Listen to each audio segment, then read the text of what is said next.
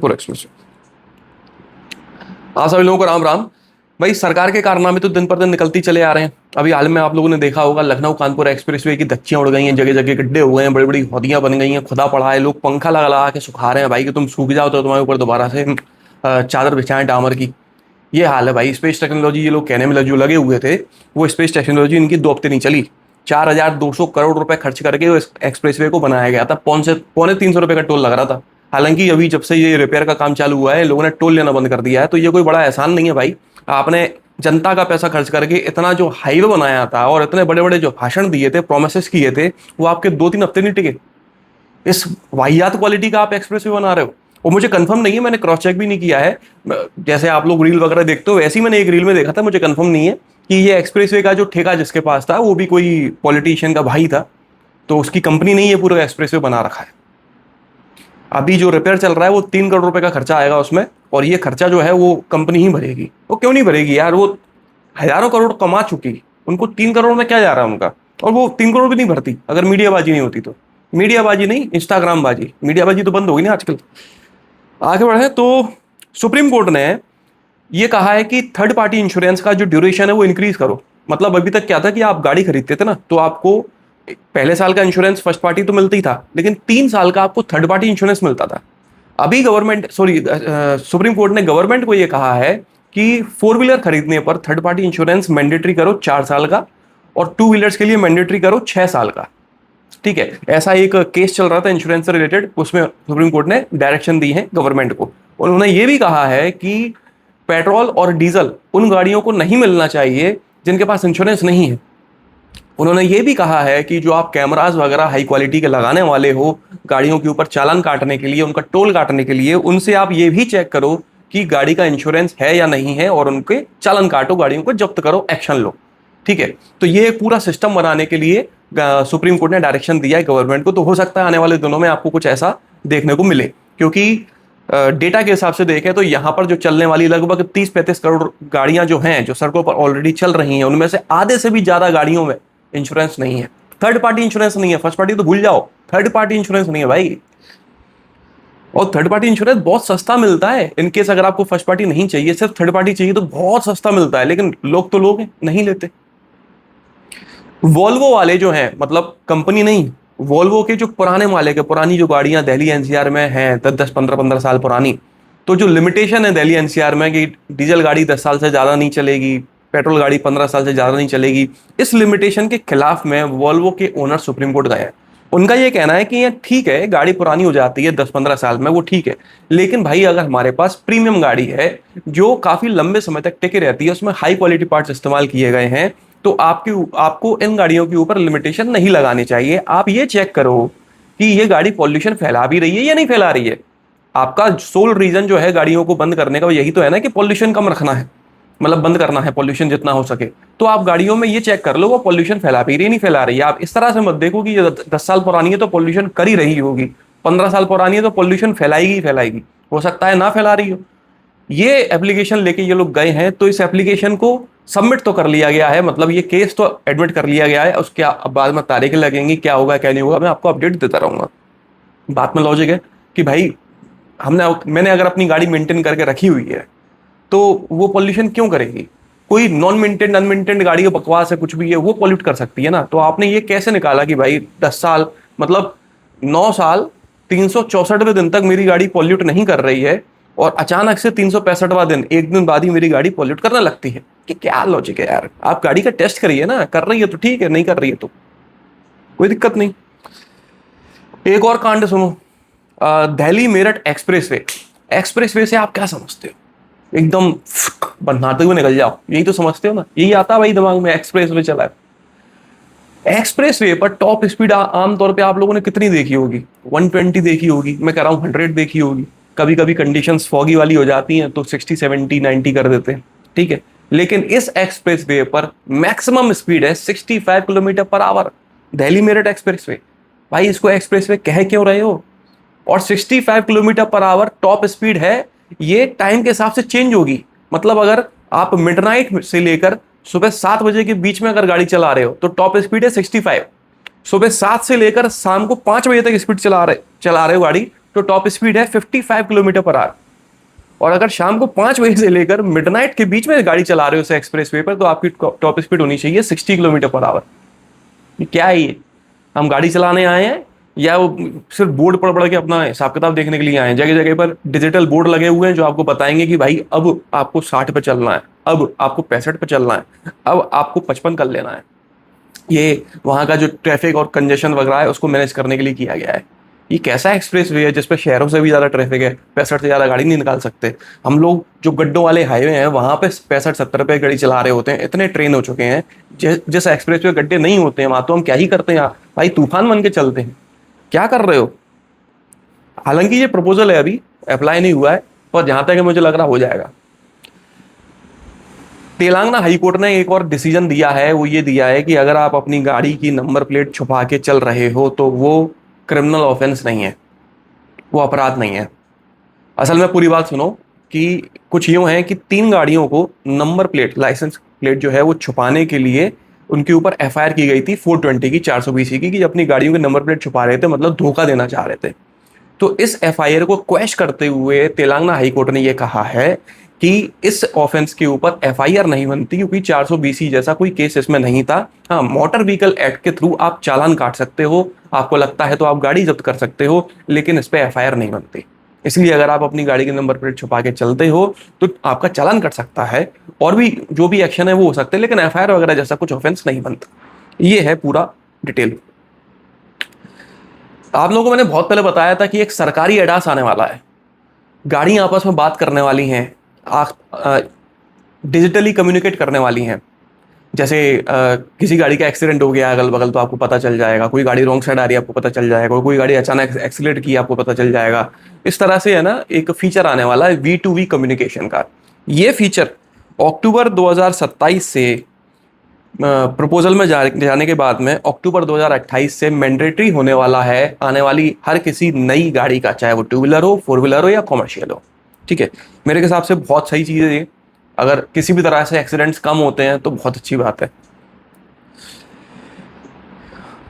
अभी कुछ दिन पहले आप लोगों ने एक न्यूज़ सुनी होगी, मैंने भी एक छोटा सा शॉर्ट बनाया था, न्यूज़ ही कुछ ऐसी थी कि SIAM, society of Indian automobile manufacturers, ये एक ग्रुप है जिसमें सारी ऑटोमोबाइल कंपनीज आ जाती हैं। इन्होंने गवर्नमेंट को 28 जुलाई के आसपास कुछ नोटिफाई किया था ऑन पेपर कि जो हमने कई सारे गाड़ियों के पेट्रोल टैंक में से सैंपल लिया है E20 का, जिसमें हमने क्लोराइड और मॉइस्चर की क्वांटिटी काफ़ी ज़्यादा पाई है। क्लोराइड की कुछ 500 mg पर किलोग्राम, जबकि होनी चाहिए 1 या 3 mg के आसपास, और मॉइस्चर पाया है हमने लगभग 10,000 mg पर किलोग्राम, जबकि लगभग होना चाहिए 3,000 के आसपास।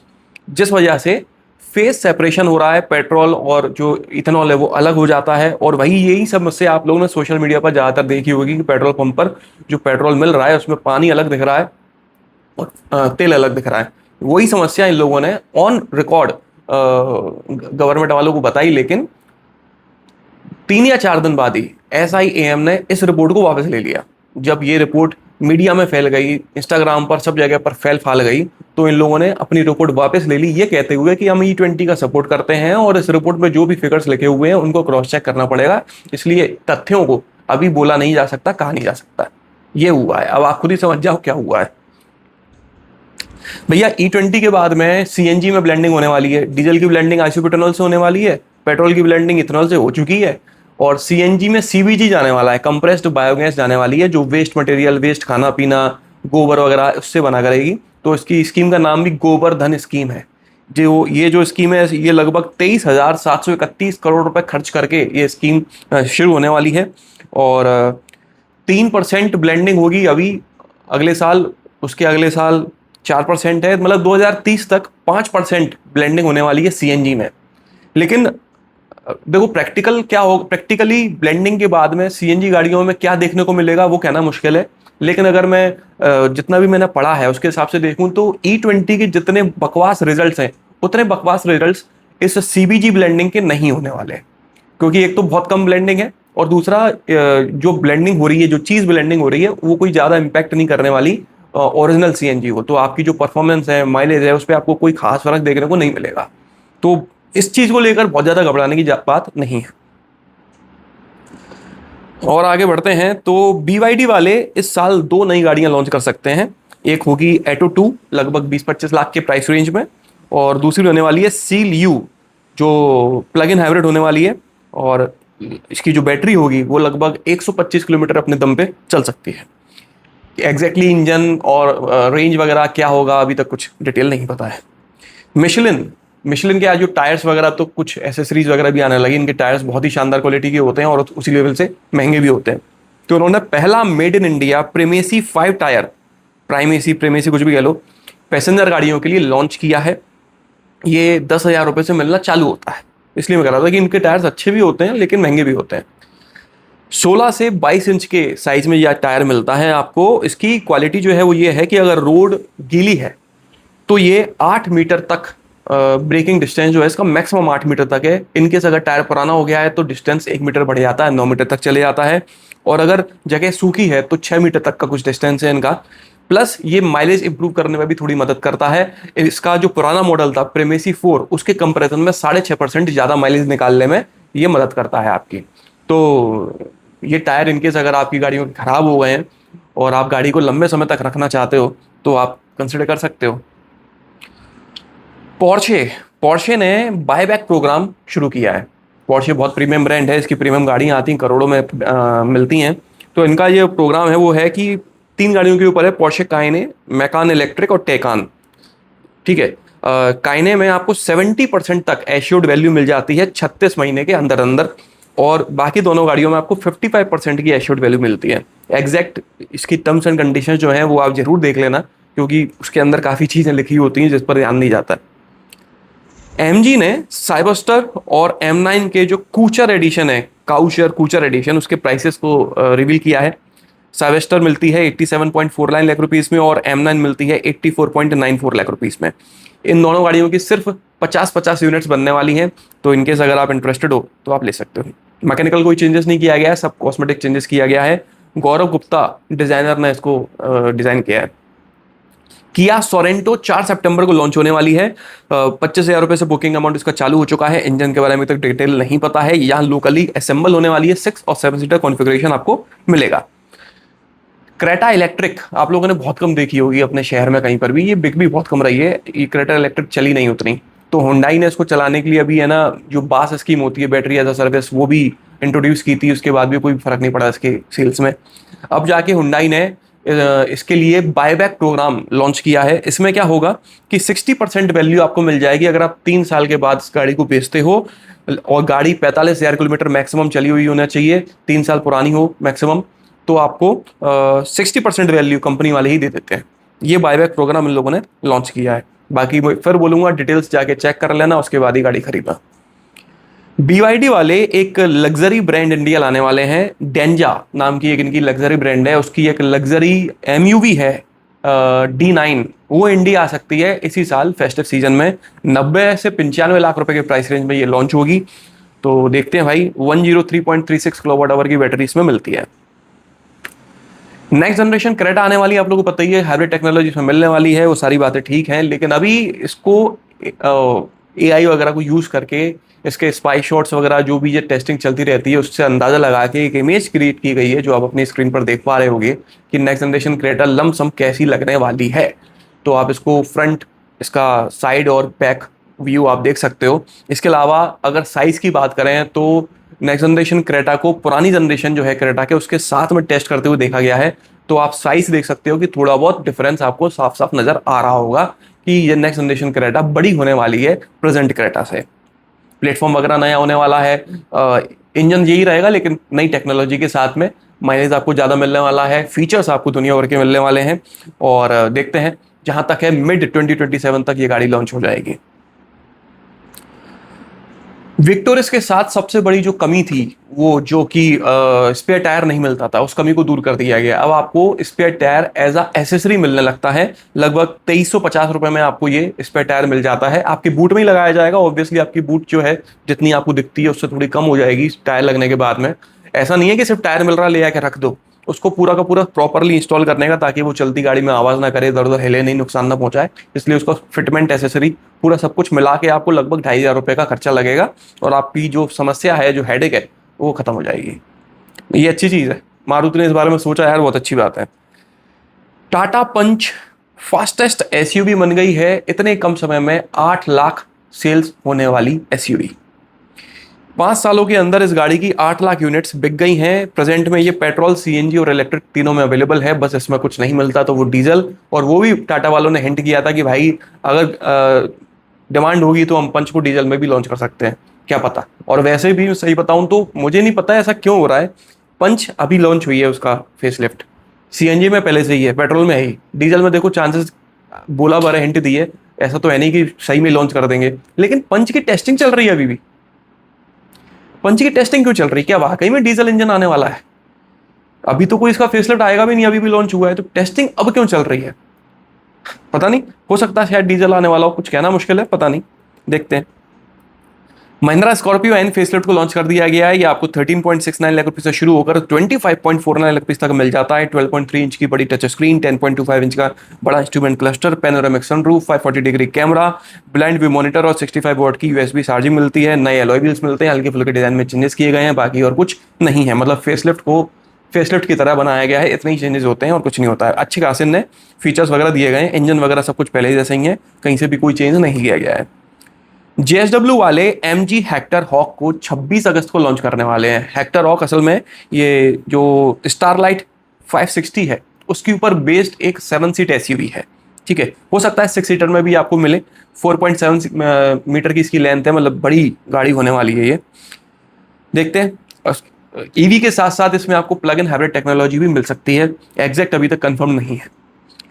मैंने आप लोगों को पिछले संडे या उसके पहले संडे बताया था कि जेएसडब्ल्यू वाले स्कोडा ऑटो फॉक्सवैगन के काफी सारे स्टेक्स खरीदने वाले हैं, बताया था ना, इंडिया में, वर्ल्ड में नहीं, इंडिया में फॉक्सवैगन स्कोडा के स्टेक्स लेने वाले हैं। वो चीज लगभग कंफर्म हो गई है, क्योंकि 2 या 3 महीने के अंदर ये लोग मेमोरेंडम ऑफ अंडरस्टैंडिंग साइन करने वाले हैं। इनकी बातचीतें आगे बढ़ चुकी हैं काफी। रेंज रोवर एसवी अल्ट्रा को लॉन्च किया गया है 3.8 करोड़ रुपीस में। भाई गाड़ियों में भी अल्ट्रा आने लगा, मतलब मोबाइलों में तो समझ में आता अल्ट्रा अल्ट्रा, गाड़ियों में भी अल्ट्रा। 3 करोड़ 80 लाख रुपए की ये गाड़ी मिलती है। 22 इंच के इसके टायर्स हैं, 23 इंच का भी आप टायर ले सकते हैं, ऑप्शनल है। 21 स्पीकर्स मिलते हैं गाड़ी में, sensory floor, soul seats, 4.4 litre का twin turbocharged V8 mild hybrid engine है, 540 bhp की पावर है, 8 स्पीड ऑटोमेटिक है, ऑल व्हील ड्राइव मिलता है, एडेप्टिव सस्पेंशन है, सड़क के हिसाब से सस्पेंशन खुद को ट्यून कर लेता है। ऑल व्हील स्टीयरिंग है, ऑल व्हील स्टीयरिंग मतलब ऑल व्हील गाड़ी होती है, स्टीयरिंग मतलब कि पीछे के टायर्स भी स्टीयरिंग के साथ मुड़ते हैं, तो इससे आपको ज़्यादा स्टेबिलिटी मिलती है। और जो आप लोगों ने देखा होगा ना, वो क्रॉल पार्किंग नाम से आपने शायद पहचानो आप, कि गाड़ी अगर टाइट स्पेस है तो वहां पर भी गाड़ी इजीली आप मोड़ सकते हो। हाईवेज पे भी आपको लेन चेंज करने में काफ़ी इजी हो जाता है इस तरह की ऑल व्हील स्टीयरिंग से, तो वो फीचर इसमें मिलता है। फीचर्स तो और भी हैं, ये सिर्फ हाइलाइट्स थे। ऑडी के जो बॉस हैं, ऑडी इंडिया के जो बॉस हैं, उन्होंने कंफर्म किया है कि 2027 में 3 गाड़ियां आने वाली हैं, ये कंफर्म किया है। एक है Q3 लगभग 60 लाख रुपए के प्राइस रेंज में, दूसरी है A5 लगभग 70 लाख रुपए के प्राइस रेंज में, और तीसरी है Q9 पता नहीं कितने प्राइस रेंज में, लगभग सवा भी नहीं, 1.5 करोड़ पकड़ लो आप तो, ठीक है। तो ये 3 गाड़ियां आने वाली हैं। अगर आप इंतजार कर रहे थे Q3 का, मेरे ख्याल में Q3 ज़्यादा बिकती है, तो आपको मेरे ख्याल में मिल जाएगी, 2027 में मिल जाएगी। BMW X1 ऑलरेडी अवेलेबल है, लेकिन उसी गाड़ी का लॉन्ग व्हील बेस वर्जन जो है वो 21 अगस्त को लॉन्च होने वाला है। इनकेस अगर आपको X1 में स्पेस कम लगती थी, बूट कम लगती थी, तो आपके लिए ये गाड़ी अवेलेबल है। 21 अगस्त को लॉन्च होगी। पहले से ये 116 mm ज़्यादा लंबी है, जिस वजह से इसकी बूट स्पेस भी 540 लीटर की हो गई है। रियर सीट में आपको 27 mm ज़्यादा जगह मिलती है, और 37 mm का हेडरेस्ट जो है वो भी वाइड कर दिया गया है। 2 लीटर टर्बोचार्ज पेट्रोल इंजन है, 204 bhp के पावर, 300 Nm का टॉर्क, 7 स्पीड DCT। और आगे बढ़े तो भाई नेक्सॉन के कैमो एडिशन को लॉन्च किया गया है 10 लाख रुपीस में। ये 10 लाख से शुरू होकर 13.94 लाख रुपीस तक का मिलता है। पेट्रोल, डीजल, CNG तीनों में अवेलेबल है, और एडास वगैरह, 12.3 इंच की टच स्क्रीन, 10.25 इंच का cluster, 360 degree camera, dash cam, ventilated seats, panoramic sunroof वगैरह सारी चीज़ें मिल जाती हैं। फॉक्सवैगन ने वर्टस के एनिवर्सरी एडिशन को लॉन्च किया है 19.2 लाख रुपीस में। इस एडिशन की सिर्फ 150 यूनिट्स बनाई जाएंगी। ये GT प्लस स्पोर्ट के ऊपर ये एडिशन बेस्ड है। इसमें कॉस्मेटिक चेंजेस वगैरह किए गए हैं, और कुछ फीचर्स ऐड ऑन किए गए हैं, जैसे कि पडल लैम्प्स, 360 डिग्री कैमरा और फ्रंट पार्किंग सेंसर्स। बाकी हल्के फुल्के जो कॉस्मेटिक चेंजेस हैं इसको थोड़ा अलग दिखाने के लिए वो किया गया है। 1.5 लीटर पहले वाला इंजन मिलता है 19.62 की एमपीएल के माइलेज के साथ में, बाकी मैकेनिकल चेंज कोई भी नहीं है। स्कोडा वाले प्लान कर रहे हैं काइलैक को इंडिया से एक्सपोर्ट करने का 1.5 लीटर इंजन के साथ में, ठीक है। अभी सिर्फ एवेल्युएट कर रहे हैं, कंफर्म नहीं है। टाटा सफारी ईवी में आने वाली है, उसको टेस्ट करते हुए देखा गया है। और बड़ी अपडेट ये है कि हैरियर ईवी में आपको तो सिंगल टच स्क्रीन मिलती है, लेकिन सफारी ईवी में आपको सियरा की तरह ट्रिपल टच स्क्रीन मिलने वाली है, ठीक है। तो इसी साल के आखिर में दिवाली के आसपास आपको सफारी ईवी देखने को मिल सकती है। 6 सीटर और 7 सीटर दोनों कॉन्फ़िगरेशंस इसमें मिल सकते हैं। साथ ही में टिगोर का फेसलिफ्ट भी आने वाला है, टैगो का भी आया था, उसी से इंस्पायर्ड टिगोर का फेसलिफ्ट आएगा उन्हीं सारे फीचर्स के साथ में। मारुति ग्रैंड विटारा ने पिछले 46 मंथ्स में 46 महीनों में 4 लाख सेल्स का माइलस्टोन अचीव किया है, जिसमें से लगभग 62,500 यूनिट्स एक्सपोर्ट भी हुई हैं। और आगे बढ़े हैं तो MG मजेस्टर जैसे अभी हाल ही में लॉन्च किया गया है, उसके प्राइसेस को 1.5 लाख रुपए तक इंक्रीज कर दिया गया है। तो इनकेस अगर आप लेना चाह रहे थे तो भाई महंगी हो गई है। बाकी फीचर्स वगैरह कुछ एड ऑन नहीं किए गए, कोई चेंज नहीं करा है, सिर्फ प्राइसेस चेंज हुए हैं। होंडा और टाटा मिल के काम करने वाले हैं। होंडा अपना प्लेटफॉर्म टाटा वालों से बनवाने वाला है, लेकिन ये वो टाटा नहीं है, टाटा मोटर्स नहीं है, ये टाटा मोटर्स की दूसरी कंपनी टाटा टेक्नोलॉजीज है, ठीक है। ये लोग प्लेटफॉर्म बनाने वाले हैं और ऐसा होंडा वालों ने इसलिए किया है ताकि इनका लोड, इनकी प्राइसिंग, ये सारी चीज़ें कम हो सके इंडियन मार्केट के लिए। तो ये लोग काफ़ी सोच रहे हैं, नो डाउट। इनने कुछ ऐसा 2030 तक 8-10 गाड़ियाँ भी ये लोग लॉन्च करने वाले नई। तो ये नहीं पता कि ये नया प्लेटफॉर्म के ऊपर ही बेस्ड होंगी वो गाड़ियाँ, या उस प्लेटफॉर्म को कब कौन सी गाड़ी में यूज़ करने वाले हैं, वो कोई डिटेल भी तक सामने नहीं आई है। लेकिन टाटा का प्लेटफॉर्म बनाने की वजह से होंडा को अपनी गाड़ियों की प्राइसिंग थोड़ी सही रखने में मदद मिल जाएगी। देखो ऑडी की वो 3 गाड़ियां आने वाली हैं, वो तो है ही। इसके अलावा अगर मैं बात करूं अंदर की खबर की, तो भाई 3 गाड़ियां और आने वाली हैं ऑडी की। एक है Q6 e-tron, next generation Q5 और नेक्स्ट जनरेशन Q7। ये 3 गाड़ियां भी आने वाली हैं। डिस्काउंट्स इस समय चल रहे हैं गाड़ियों के ऊपर अच्छे खासे, जैसे कि करेटा के ऊपर 1 लाख रुपए तक डिस्काउंट चल रहा है, वरना के ऊपर 95,000, अल्काजार पे 75,000, करेटा इलेक्ट्रिक पे 50,000 रुपए तक डिस्काउंट है। साथ ही में जो ऑफर है वो तो मैंने आपको बता ही दिया। टाटा कर्व के ऊपर 1.25 लाख रुपए तक का डिस्काउंट चल रहा है। सीआरआई डीजल के ऊपर है 90,000 का, नेक्सॉन पर 75,000, अल्ट्रोस 55,000, हैरियर सफारी 45,000 का डिस्काउंट चल रहा है। कर्व ईवी पर भी 3,35,000 रुपए तक का डिस्काउंट है। कर्व ईवी एक्स पर 65,000 रुपए तक का डिस्काउंट है। जीप मेरिडियन और कंपास पर 1,65,000 रुपए तक का डिस्काउंट चल रहा है। काइगर के ऊपर 68,000 रुपए तक का डिस्काउंट है।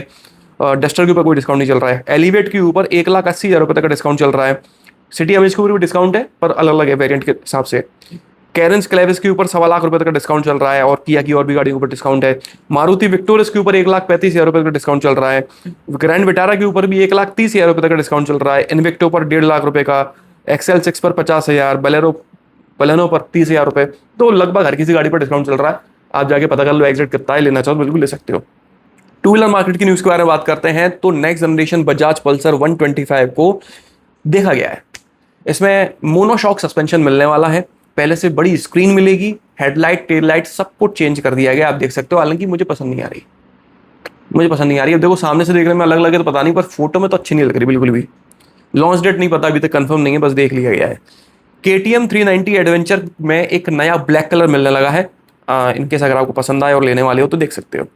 TVS स्कूटर्स के प्राइसेस को 11,000 रुपए तक इंक्रीज कर दिया गया है, ठीक है। यामाहा R15 V4 और MT15 MotoGP एडिशंस को लॉन्च किया गया है। 1.76 लाख रुपीस में आपको R15 मिल जाती है और 1.77 में MT15 मिल जाती है। सिर्फ कॉस्मेटिक एडिशंस हैं और कुछ नहीं है। एथर का एक स्कूटर आने वाला है 29 अगस्त को, जिसका नाम होने वाला है कोनार्क। ओके, ये नाम अभी भी कंफर्म हुआ है। लगभग 1.25 लाख रुपए के प्राइस रेंज में आपको ये स्कूटर मिला करेगा। रॉयल एनफील्ड हिमालयन 750 लॉन्च होने वाली है, हो सकता है इस साल के आखिर तक, और इसको टेस्ट करते हुए देखा गया है। E3 ट्रायोन इलेक्ट्रिक स्कूटर को 1 लाख रुपए में लॉन्च किया गया है। 3 वेरिएंट्स हैं, C1, C1X और C2, ठीक है। 1 लाख रुपए से 1,20,000 रुपए तक का इसका वो है प्राइसिंग। 165 किलोमीटर की रेंज इसमें आपको मिलती है। डुकाटी मॉन्स्टर V2 10 अगस्त को लॉन्च होने वाली है। इसमें 890 सीसी का इंजन मिलेगा, 111 bhp की पावर और 91.1 Nm के टॉर्क के साथ में। इसी तरह से आगे बढ़े हैं तो ओला वाले काफ़ी कुछ चेंज करने वाले हैं अपनी पॉलिसी में। अभी तक ओला क्या करता था कि जो डीलरशिप आपको जगह जगह पर देखने को मिलती थी, जो कि बंद हो गई हैं, भग गए हैं, किसी को भगा दिया, कुछ ना कुछ है, तो वो डीलरशिप खुद ओला की थी, ये लोग किसी को देते नहीं थे। जैसे आमतौर पर बाकी सभी कंपनीज जो है ना, वो अपनी डीलरशिप्स बांटते हैं कि आप हमारी डीलरशिप ले लो। ओला वाले ऐसे नहीं करते थे, वो खुद अपना आउटलेट खोलते थे, वो किसी को देते नहीं थे। इनका ये प्लान हो गया है फेल, तो अब ये लोग दूसरों की तरह डीलरशिप देने लगे हैं। दिवाली तक ये लोग अपने डीलरशिप देना शुरू कर देंगे, या इनके कुछ जो भी टारगेट्स अचीव कर लेंगे। कुल मिला के इन्होंने अपना काम करने का तरीका बदल दिया। इनका कहना है कि भाई जो लोकल डीलर्स होते हैं वो जानते हैं वहां पर गाड़ी कैसे बेचनी है, तो वो मैनेज कर पाएंगे, हम नहीं कर पाएंगे। ये चीज इनको अब समझ में आई है। देखते हैं, बिस्ती में बिस्ती की गाड़ी। बजाज पल्सर N160S और N160SS को 1.34 लाख रुपीज में लॉन्च किया गया है। N160SS 1.43 की मिल जाती है। 164.5 सीसी का इंजन है, 18.5 bhp की पावर और 14.5 Nm के टॉर्क के साथ में। रॉयल एनफील्ड हिमालयन 440 सितंबर 2026 में शायद लॉन्च हो सकती है, ऐसी खबर मिली है। बजाज पल्सर 150 भी लॉन्च होने के पहले लीक हो गई है, उसकी इमेजेस आप देख सकते हो। उसमें भी आपको मोनोशॉक सस्पेंशन मिलने वाला है, एयर कूल्ड इंजन मिलेगा, सॉरी ऑयल कूल्ड इंजन मिलेगा। बाकी आउटपुट वगैरह अभी तक डिस्क्लोज नहीं करे हैं। Headlamp, tail lamp, body panel, colour, LCD वगैरह सारी सब कुछ नया है। केटीएम ड्यूक और आरसी रेंज के प्राइसेस को 15,000 रुपीज तक इंक्रीज कर दिया गया है। हीरो मोटोकॉर्प अपनी पहली इलेक्ट्रिक मोटरसाइकिल अगले साल लॉन्च कर सकते हैं। टीवीएस अपाचे 160 के प्राइसेस, चाहे वो 2V या 4V मॉडल हो, इंक्रीज कर दिए गए हैं। जैसे कि आपको 160 2V जो है 500 रुपये तक बढ़ा दिए। ये कोई न्यूज़ है? मात्र 500। अब इतने तो हम मिठाई बांट देते हैं यार 2 व्हीलर खरीदने पर, वो स्टाफ को 160 4V की 600 रुपये प्राइस बढ़ा दिए हैं। यार बंद करो यार। तो भाई न्यूज़ तो इस हफ्ते की बॉस इतनी ही थी, बाकी तो कुछ नहीं। किसी भी तरह से आपको ये वीडियो पसंद आया हो तो इसको लाइक कर दीजिएगा, इस चैनल को सब्सक्राइब कर लीजिए और ऑल नोटिफिकेशन पर टैप करना ना भूलना। आपका दिन शुभ रहे। धन्यवाद।